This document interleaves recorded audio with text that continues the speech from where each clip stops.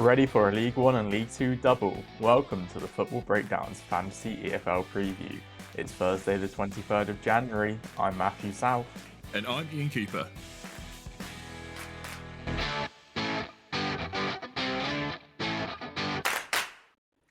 Yes, welcome back everyone. We're here with the Gameweek 25 preview. How are you doing, Ian?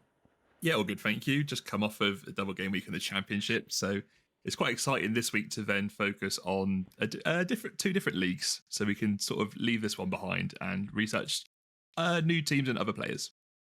Yeah, it's definitely freshened it up. Yeah, it's a standard normal weekend, but then there are League One and League Two games on Tuesday and Wednesday next week. So they have a double, and then there's one rearranged Championship game between Portsmouth and Millwall, so they also have a double. But yeah, so we're going to focus on Leagues One and League Two because, as we know, it's pretty important to grab the double chances while they're there. So like we've done with the Championship previously, we're going to flip it for League One and League Two this time. But before we go into that, Ian, how did you get on in Game Week 24?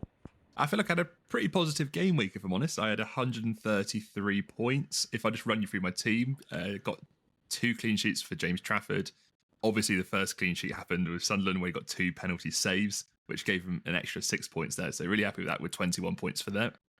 Ashley Phillips only got 7 points, didn't get any clean sheets and didn't get the clearances he had previously had. Luke McNally managed to get 15 points. Pretty happy with that, with an assist in the second game. As midfielders go, Scott Twine only 10 points. Got a few interceptions actually from midfield, but didn't contribute anything goalwards. And George Saville got 17 points, mainly for his defensive work, as I hoped for. Up front, I had Callum Lang, who had 2 assists and 1 goal, so that gamble paid off. Certainly, it really showed, having the 2 home games, how much more positive they were in the game. And my captain, I had Julio Plegozuelo. Look, Plymouth Argyle had an absolute horrific week, but he had a great week. His clearances, he had 12 clearances in the first game, 9 clearances in the second game. I had him as captain, so I managed to get 28 points from him. As for the teams, Oxford got the double, so got 14 points for them, but only 1 draw for Bristol City, so unfortunate there. How about you? Yeah, it's definitely not a bad week at all. Yeah, mine was, again, one of those weeks where it just left a lot on the table, I feel. My back three of Bogle, O'Connor and Jones scoring 19, 18 and 16 points was great, but that was pretty much as good as it got for me. Jensen with 5, as Millwall did not keep a clean sheet at home in either game. Azaz had a quiet week with 5. Franco did pick up 8 points, but 6 of them were in the first game with a couple of interceptions. Didn't follow up with anything in the second game. And Joel Peru up front with just the 4 points, and he was my captain. So a bit of a wasted pick there. Yeah, could have picked literally any other Leeds attacker and would have done better. Of course, it's just the way it goes. And I also had Bristol City as one of the teams. Yeah, just the draw in the second game for the 5 points there. I had Wigan as my other one, and they did pick up the away win in the first game, which was great, but they threw away a 1-0 lead at home to Burton. So just the 9 points to them. So 93 in total. Yeah, definitely not one of my finer weeks. So looking to make up for it this week, and I feel like I've definitely feel I've got, I don't know, I feel a lot more confident about my team and my picks this week than I did last week. So I'm kind of excited to get into this. But I think you're going to kick us off with the League One goalkeeper this week. So do you want to take it away?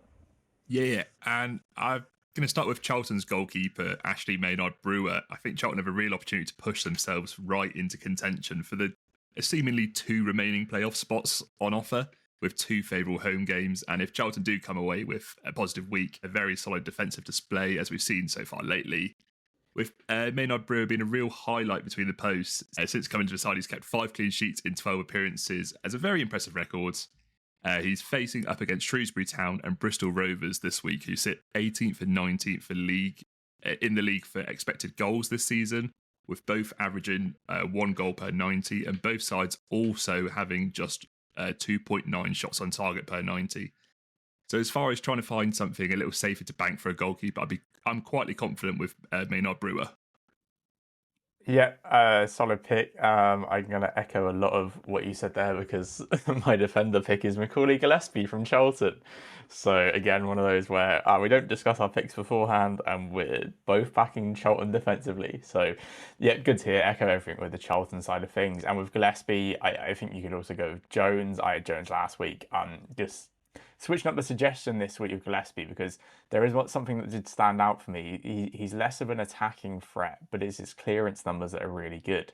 And in his last home game, a 0-0 draw of Reading, he got 29 clearances, like in one Oh my game. That is just gosh. outrageous.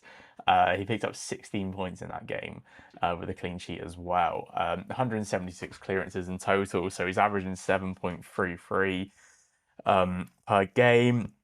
It's 9 clean sheets across the season for Gillespie, 2 clean sheets in the last 4 home games as well. So it's solid, and yeah, basically echo everything about Shrewsbury and Bristol Rovers not being the best attacking sides going forward. Yeah, Gillespie in total as well, 6.8 points this season on average, and he's playing on the left side of that back three, so like he's comfortable for playing both games here. It's him, Jones, Mitchell usually. So yeah, definitely happy to suggest Gillespie with as a Charlton defender, though Jones is a perfectly capable choice as well. Yeah, you've got to be very confident he's going to play both games. Look, he basically plays left back when Josh Edwards bombs forward, trying to add some width to that team. So like he's such a crucial part of that defense. So yeah, I definitely think he's going to play both games there. Moving into League One midfielders. So after mentioning Charlton's strong defensive record, there was only one team that really broke that mould in Rotherham. And they have another quirk which me and Matt really look for here. And it's a midfielder on EFL Fantasy who plays up front for their team. And that is Andre Green. He's only really come back to the side the last month after battling another very serious injury. He's played 18 times now for Rotherham since August 2023, which just shows how long he's been out of the game for. But when fully fit, he's perfect for this League One environment. In the 6 games he's played so far, Green has 2 goals, 3 assists, and 6 key passes. And the real thing that really draws me to Green, though, is he's capable of getting a really high points tally from one match, which he's done twice this season. 12 points from against Northampton and 16 points against Charlton. One concern is both of these games are played at home, and for this game week, Rotherham are playing both games away. But the opposition are important here, as the opponents are Burton Albion and Cambridge United. Yeah, I also that Cambridge game is at home. Oh, is it? Sorry. Yeah, My bad. yeah, and well, you're never gonna believe who my player is. It's Malik Wilkes from Rotherham. So, yeah, echo everything about Rotherham there. Um, yeah, Wilkes himself, 0.1% selected. I thought that was quite low. It's only a 4 point average, but we know attackers' averages are low. This is that kind of territory with Wilkes where you've got kind of like a winger, like a forward that's going to play on the wing. But he's so direct that I don't really mind this one. 3 goals and 2 assists in his last 4 games. 11 and 12 point returns in his last 2 games. Rotherham are in good form as well, winning 5 of their last 9. And Wilkes himself is averaging 3.53 shots per 90 with 1.29 on target. 1 chance created per 90 as well. So, he can produce those assists, but 5.57 touches in the opposition box too. He's very involved in their attacking play, just like Green. He's very direct. He loves to shoot. He loves to come inside. He has scored some big goals for them this season, and yeah, with their 2 fixtures, I just feel like one of the Rotherham attacking players has to be in the team. So I was suggesting Wilkes, but listen, Green works too as a midfielder. Yeah, if you go off for just the last few games, you can't really go wrong with either of them. If you want a bit of consistency, I'd go for Wilkes, but I really think Green is above this level. Like if he is starting and he feels really fit, especially if he's going to play further forward, then he really could be dangerous this game week. Yeah, I think to be fair for Rotherham, they've underwhelmed this season, but they do have a lot of these players like Green and Wilkes who, on their day, are just like too good. They're top end League One players and maybe higher. So that if they play to the best of their ability, like Burton and Cambridge are not going to be able to handle them. But it's just if Evans can continue Rotherham's improvement, which is really the main question mark I feel around their players. But yeah, I'm definitely starting to side with some of these Rotherham players going forward. I had Joe Powell myself in the team the other week, and he did really well. So yeah, listen, I think they're starting to become options in the game a lot later than I thought they would, but finally.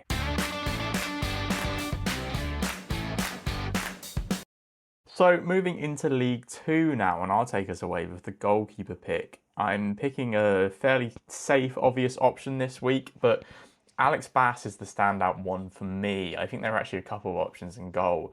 Matt Macy's another one that I do like the look of, though, the Port Vale.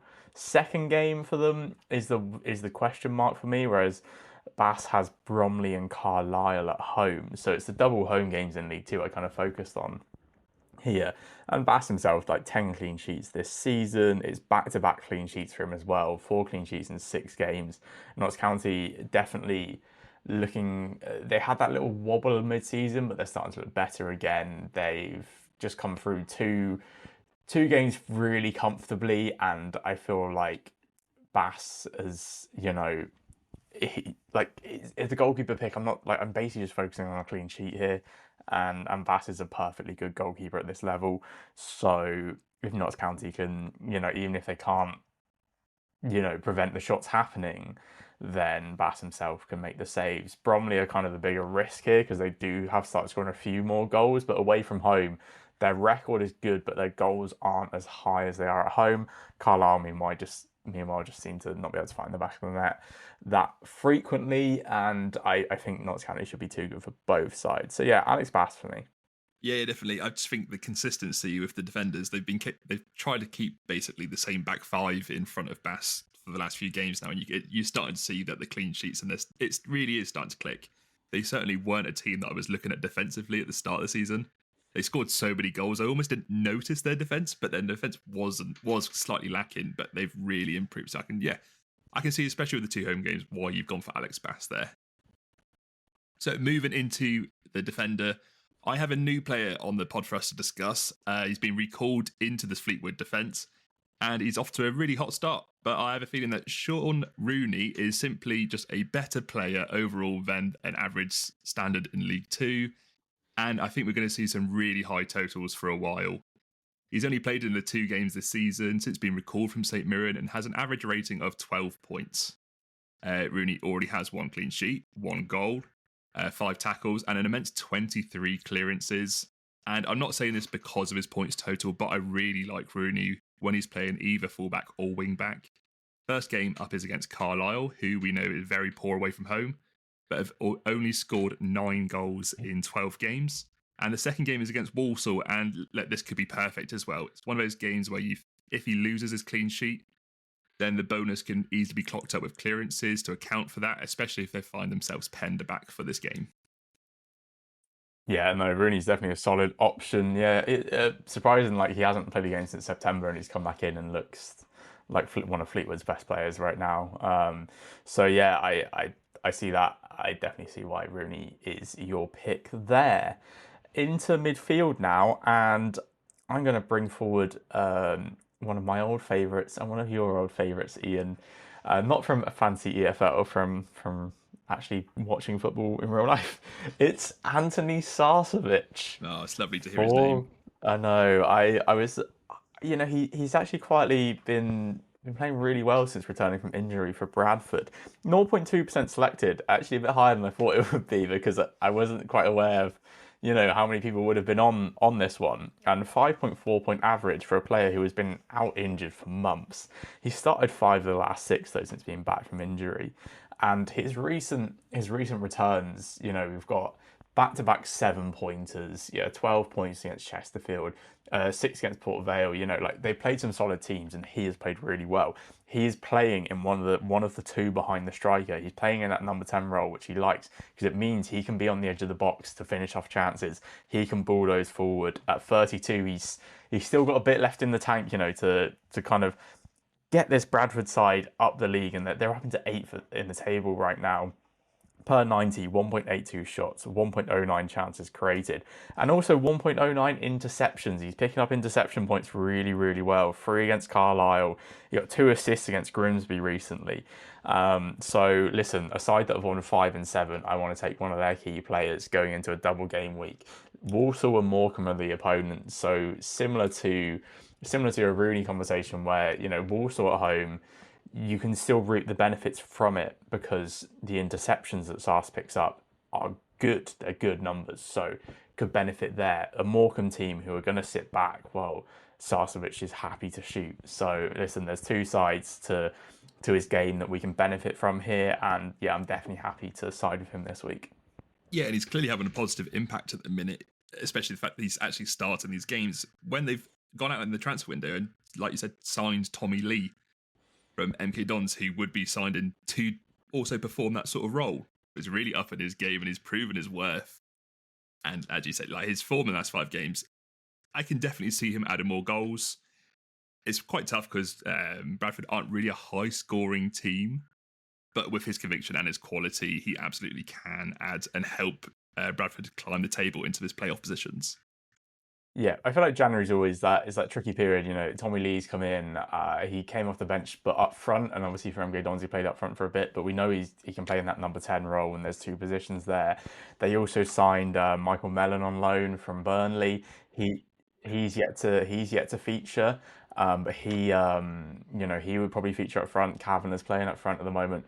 Bobby Poynton's playing as the other number 10. So they do have options. So obviously, rotation and minutes are usually a risk. But while Lee and Mellon are kind of being eased into the team, feels like I can get on Sarcevic now and not feel too worried about it. And I actually looked at their last 2 games, and they him and Poynton played the full 90 in their last game, and the game before that, Sars played the full 90 and Poynton came off. So very small sample size, but I feel like whoever's playing better is going to stay on the pitch. So I'm backing Sars to be the one who's playing better. Nice. And to round us off for the last pick of League Two, so everyone I've put forward for this episode has been 0% selected. However, I'm not going to do it for the forward pick in League Two. I want a proven goal scorer, and how can I suggest anyone else but David McGoldrick when it comes to his incredible scoring form? In his last 2 games, he's got 4 goals, especially with Jatta being rumoured to be a transfer target at top-end League One bottom championship sides. I expect McGoldrick to start both games, and if not, to have at least a big impact. And I don't really know what else I can say about him. Dan Crowley has been transferred to MK Dons. Jody Jones isn't really back in the lineup fully yet, and McGoldrick's still able to score for Notts County, with other players really stepping up to contribute, creating chances for him. Notts County played Bromley at home as well as Carlisle. I'm not saying they're going to be completely straightforward, but with McGoldrick able to get a high total amount of shots from these on goal from these 2 games and his conversion rate of 0.17 from his 70 shots this season, you back him to score the shots from these games. Yeah, McGoldrick's just a class act that you're always going to back. Connor Grant's the one who's coming for Dan Crowley, which is interesting, but it just kind of means that more responsibility on the other players too. So McGoldrick's obviously got the goal scoring. You could definitely see him picking up assists as well if Jatta's still there. So yeah, absolutely solid pick this week.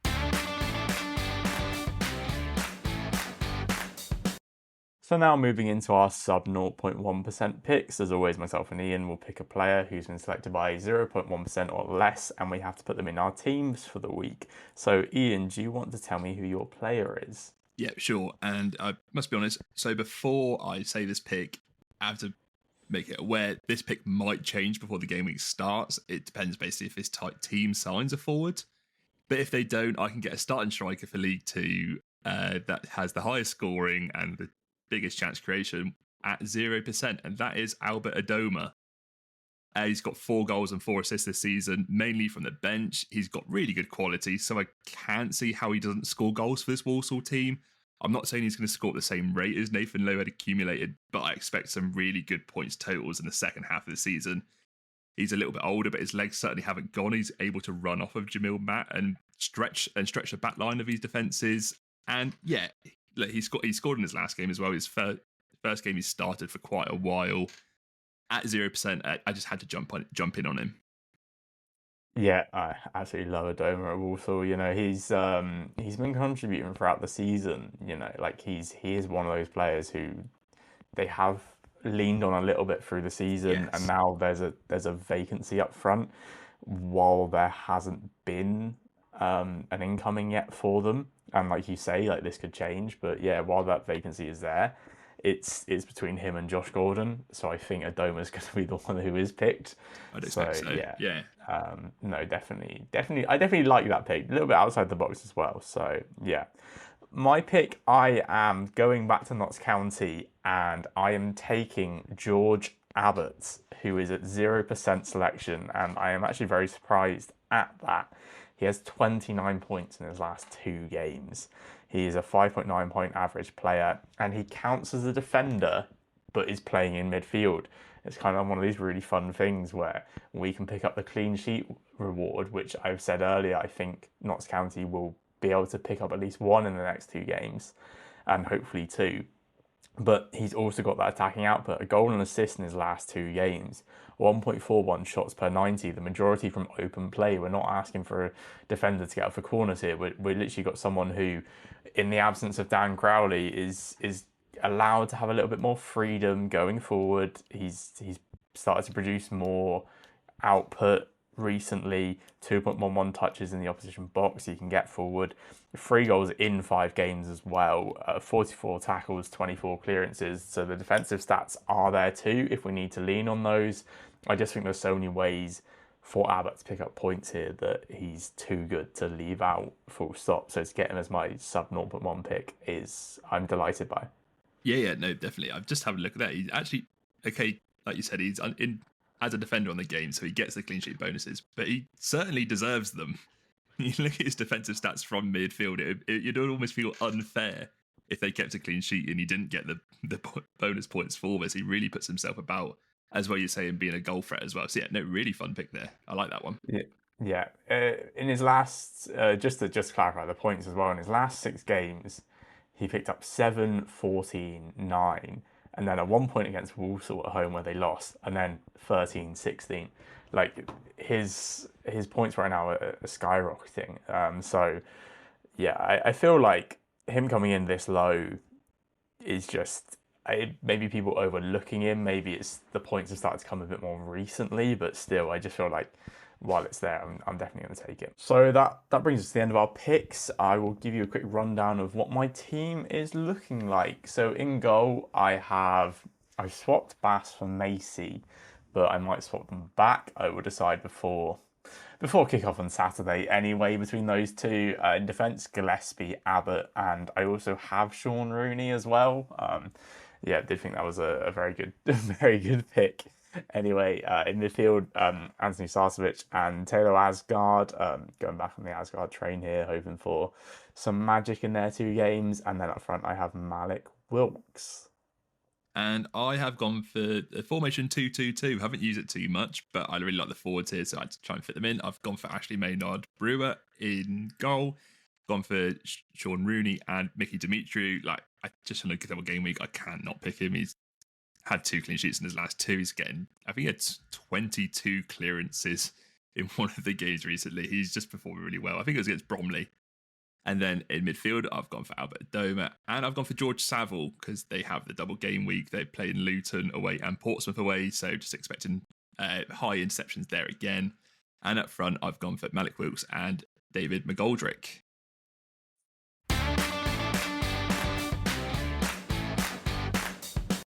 And then for our final section of the podcast, we are going to get into our teams to win. And myself and Ian, as always, place a £5 bet on our 2 teams to win their first game of the game week, and I have a head-to-head going on. So this part is for over 18s only, and please gamble responsibly. Well, the betting part is anyway. We both had a loss last week. We were both let down by Bristol City in the betting. But Ian, you still have a very, very healthy £54 profit, whereas mine is starting to dwindle down to almost even money again. So, yeah, I kind of need a win here, but This week I am going for Notts County and Rotherham United, two teams we spoke about quite a bit on the pod. I fancy their fixtures here across the 2 weeks. Rotherham getting away game first as well, away to Burton, so could be looking at the full 11 points or even just the 9 points for the win. Notts County should be too good for Bromley and Carlisle, so could be looking at back-to-back 9 point wins there. But I mean, I just take 2 wins really. Just after last week, I think I just want two teams that I'm confident can at least pull the win out the bag. Yeah. So being in a healthy position in the profit, I've decided not to go for big gambles and try and get huge results. I'm just going to go safe and chip away and hopefully increase that profit just bit by bit. And funny enough, I've also gone for Notts County and Rotherham because I think the odds are really good for how I feel about these two teams going into this game week. And yeah, we haven't. I can't remember last time if we've ever gone to two teams of the same. I actually don't think we have, like, definitely not the double. We've shared one of the teams before, but yeah. Interesting now, just being like, oh well, there can be no change in the head-to-head, but I just want the points. So Yeah, exactly. yeah, And like we said, like we don't talk about this before. It's just we just both have a real strong feeling that Notts County and Rotherham are the teams in form with a really favourable fixtures. yeah. I actually had a list of like 8 or 9 teams this week that I think you could make a case for. I think last week we were. It was a bit of a struggle with the Championship double game week. Yeah, Leeds were definitely a strong one, but I'd used them to like quite a lot of times, so I left them out. Should have just gone for it. Would have been a nice, easy 18-point return. And then away from Leeds, it was definitely tough trying to lean into anything else over a double. We're confident of 2 wins anyway. So this week I do think there are definitely some good, like, more options. So I do think it is interesting that we have ended up on the same ones. So that brings us to the end of the podcast this week. Thank you all for listening. Hope you enjoyed. As always, you can follow us on our socials and keep up to date with any changes to our teams throughout the week, and also any comments on the football throughout the weekend. We're on Bluesky at FBBD Pod. We're on X at Football Breakdown. And let us know any of your suggestions and your teams for the week as well. And thank you all for listening. Thank you, Ian. Thank you, Matthew. And take it easy.